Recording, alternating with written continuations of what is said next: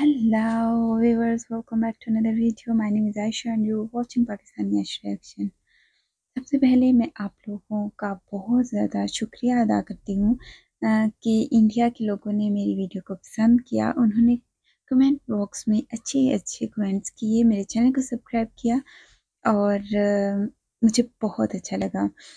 अच्छा, जो आज का हमारा टॉपिक है वीडियो का वो है मोदी जी की ठग लाइफ एंड मैंने अभी तक नहीं देखा। Let's watch it together. Without any thought, without any vision, चाय पे चर्चा, चाय पे चर्चा। आप लोग सब कुछ जानते हो और आप लोग कभी जिंदगी में गलती नहीं करते हो। भैया मैं आरएसएस का नहीं हूँ, मैं गलतियां करता हूँ। मैं आपका नहीं हूँ, मैं सब कुछ जानता नहीं हूँ, सब कुछ समझता नहीं हूँ। इसको समझने में देर लगेगी, लेकिन इसमें कोई बादाम काम नहीं आएगी।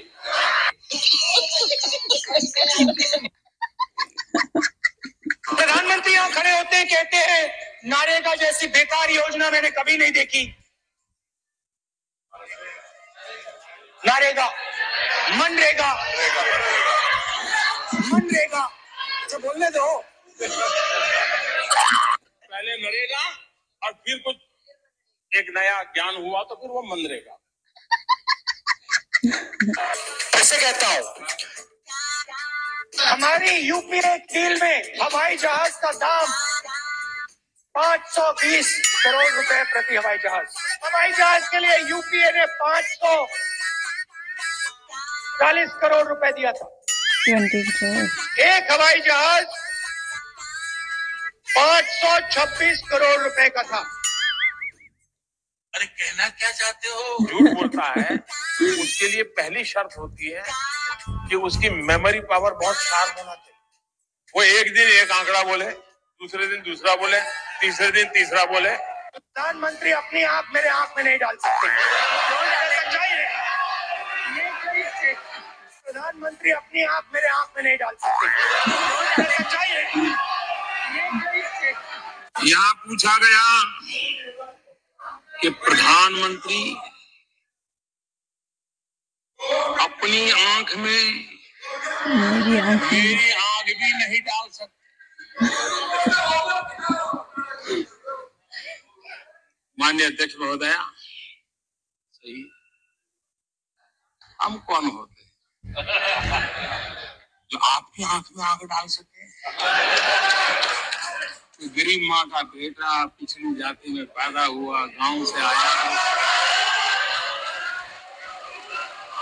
आप तो नामदार है, नामदार। हम तो कामदार है। आपकी आंख में आंख डालने की हिम्मत हमारी नहीं। हम नहीं डाल सकते। और आंखों की बात करने वालों की आंखों की हरकतों ने आज टीवी पे पूरा देश देख रहा है। कैसे आंख खोली जा रही है, कैसे बंद की जा रही है। ये आंखों का खेल। 20% सबसे गरीब परिवारों को हर साल 72,000 रुपए देने जा रही है। ये आप नंबर याद रखिए, 72,000। ये आपका हथियार है। हर महीने 72,000, हर महीने 72,000। कांग्रेस पार्टी हर साल 72,000 करोड़ रुपए, 72,000 करोड़ रुपए बैंक अकाउंट में डालकर वो एक दिन एक आंकड़ा बोले, दूसरे दिन दूसरा बोले, तीसरे दिन तीसरा बोले। उनके वह नेता है, अभी भाषण सीख रहे हैं। ऐसे कहते धोखे से करेंगे।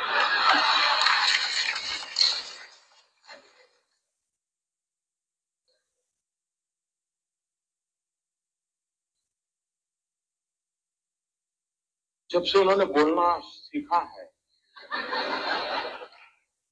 और बोलना शुरू किया है, मेरी खुशी का कोई पार नहीं।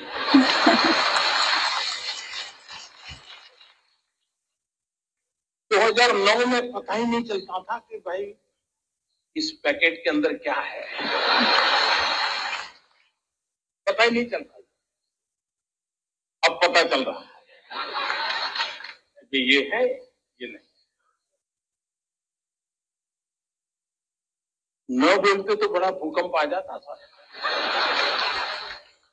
और देश को इतना बड़ा भूकंप झेलना पड़ता, ये देश 10 साल तक उभर नहीं सकता। लेकिन अच्छा हुआ कि बोलना शुरू हो गया तो पता चल रहा है भूकंप की संभावना बची नहीं, क्योंकि देश की जनता समझ गई। नरेंद्र मोदी जी पार्लियामेंट में खड़े होने से घबराते हैं। मैं आपको बता रहा हूं, 15 मिनट मेरी वहां पे स्पीच करा दो, 15 मिनट मेरी वहां पे मोदी जी के सामने स्पीच करा दो, 15 मिनट में राफेल की बात करूंगा, नीरव मोदी की बात करूंगा, मोदी जी वहां पे खड़े नहीं रह पाएंगे।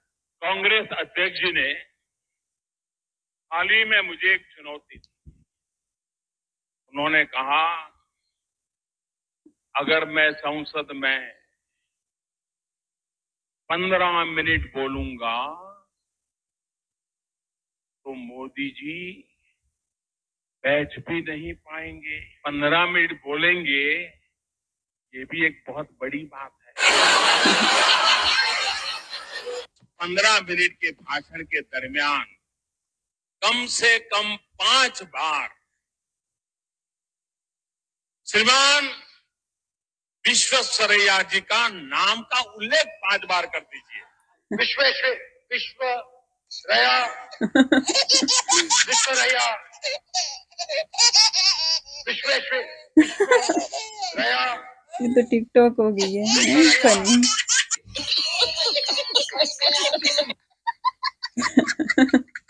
और ये राजनीतिक बात नहीं, ये नेशनल सिक्योरिटी का क्वेश्चन है। इस देश को इस जवाब का सवाल देना ही पड़ेगा, जो आपका सवाल देना पड़ेगा, और इस जवाब का सवाल देना ही पड़ेगा, जो आपका सवाल। और मैं हैरान हूं, कोई सवाल का जवाब तो मैं दे सकता हूं, लेकिन जवाब का सवाल मैं कैसे दूं?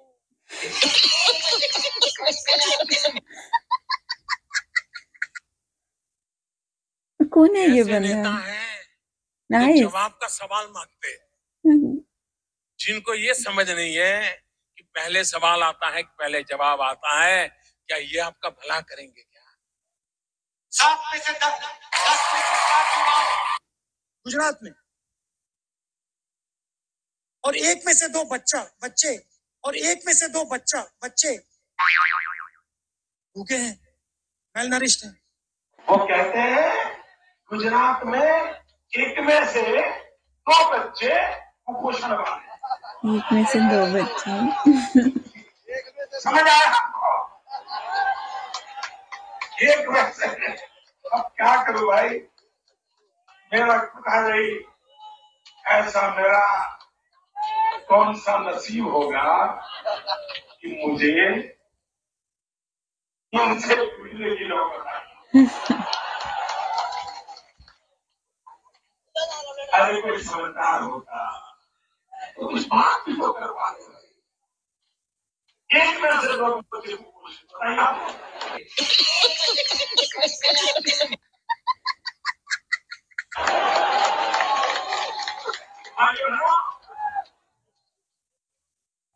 हमारा, मुझे लगता है तो कपिल शर्मा की जो टीवी सीरियल आती है ना,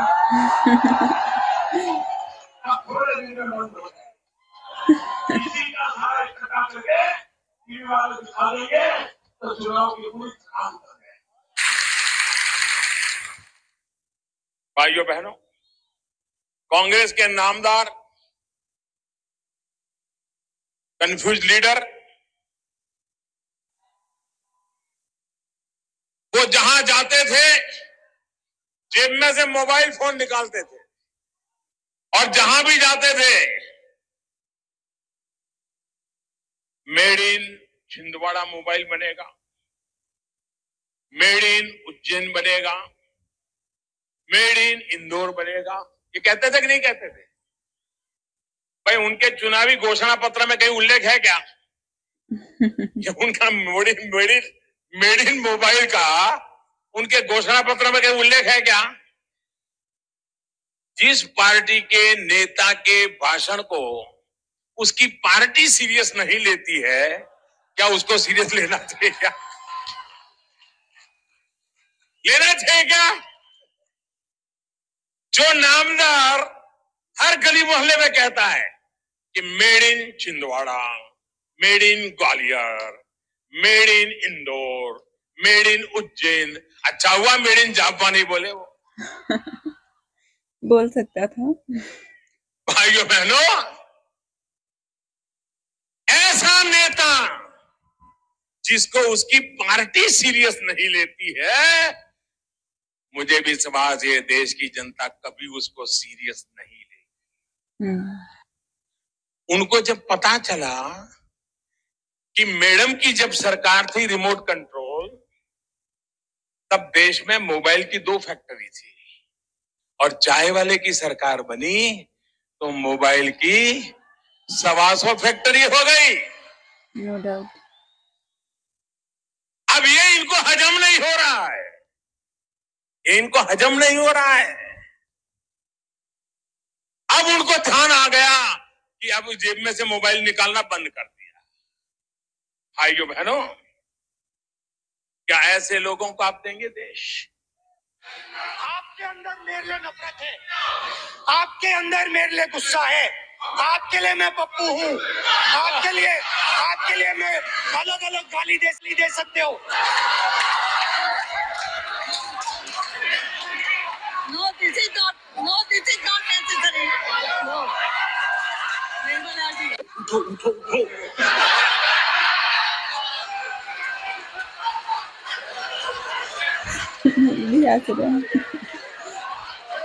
लोकतंत्र में जनता पे भरोसा होना चाहिए, इतनी जल्दबाजी क्या?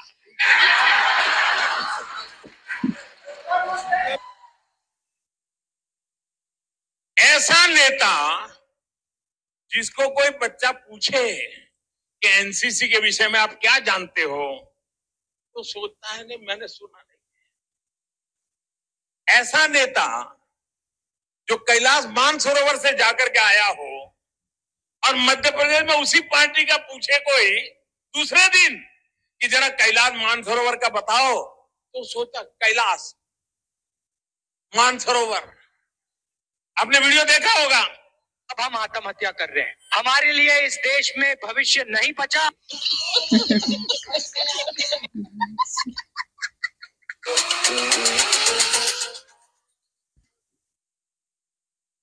तो वीडियो कैसी लगी आप लोगों को? मुझे तो बहुत मज़ा आया। मुझे ये आदमी भी बहुत पसंद आया, कितनी फ़नी बातें करता है, कितने मज़े की बातें करता है ना। ये तो जैसे उसने कहा एक में से 2 बच्चे, आँख में आँख डालने वाली बात, और उसके अलावा और भी मतलब नाइस लगा मुझे, अच्छा लगा। मुझे बताना ज़रूर आपने ये कौन बंदा है। और खैर मोदी साहब ने जो भी जवाब दिए बहुत ही अच्छे जवाब दिए, और वो हमेशा से जो है ना मतलब मुझे नहीं लगता कि वो किसी को सीरियस लेते हैं। वो जैसे शाहरुख खान नहीं है कि किसी की बात का बस ऐसे जवाब दिया और निकल गए, बस मोदी भी इसी तरह ही है, किसी को सीरियस नहीं लेना और ऐसे जवाब दिया और निकल गए। तो मुझे ऐसे लगता है कि जो मोदी साहब है ना, वो जो कर रहे हैं बस करते जाओ, उन्हें तो किसी को जवाब देने की भी ज़रूरत नहीं है। अच्छा चलिए, अगर आपने अभी तक मेरे चैनल को सब्सक्राइब नहीं किया तो प्लीज़ जल्दी से चैनल को सब्सक्राइब कर दें। अगली वीडियो में फिर मिलूँगी, तब तक अपना बहुत ज़्यादा ख्याल रखिएगा, दुआ में याद रखिएगा। Bye bye.